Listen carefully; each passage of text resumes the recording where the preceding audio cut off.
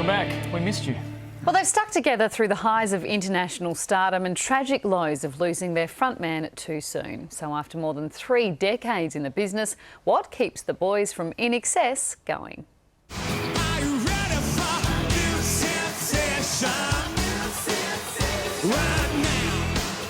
INXS are among our most successful rock exports, performing more than 4,000 live shows to 25 million fans in 50 countries. We were away from Australia up to 10 months a year for many years, and just felt like we were pioneering in some area. We were ambassadors.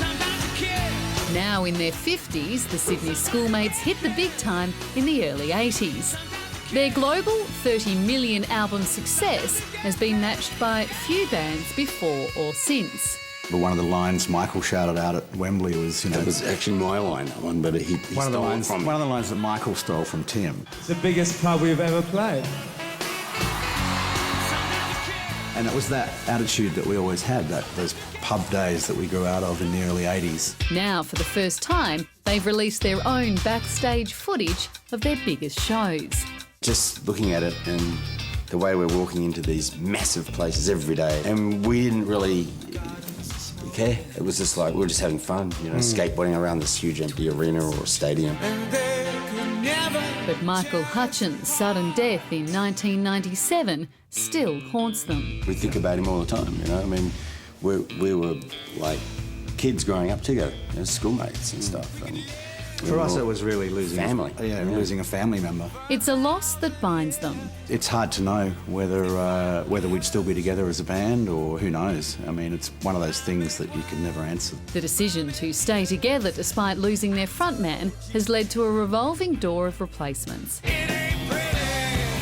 including the controversial split with JD Fortune, the singer born of 2005 reality TV show INXS Live. I think there was an area that was kind of lacking for us with JD, and that was probably the songwriting thing. To move forward, you need to be creating new material.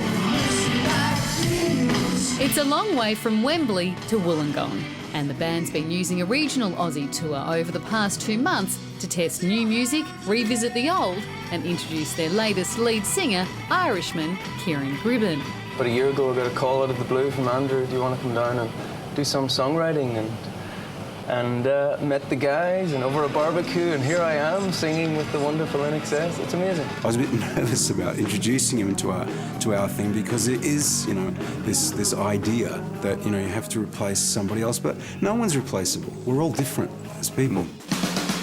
It's full circle for the guys who cut their teeth on the Aussie pub scene of the late 70s. You reflect back 30 years ago, well, you know, all the pubs and those venues that were so visceral and it was really alive. You still get pumped up. Doesn't matter if it's, you know, 100 people, 100,000.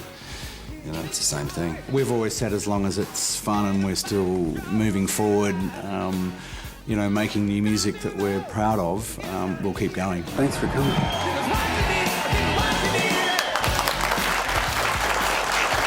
Legends, absolute legends. I love them. They were original. They had their own sound. They were fantastic. And they still are. We haven't seen a good band with a saxophone since then. Now, if you have just joined us, here's what's making news today.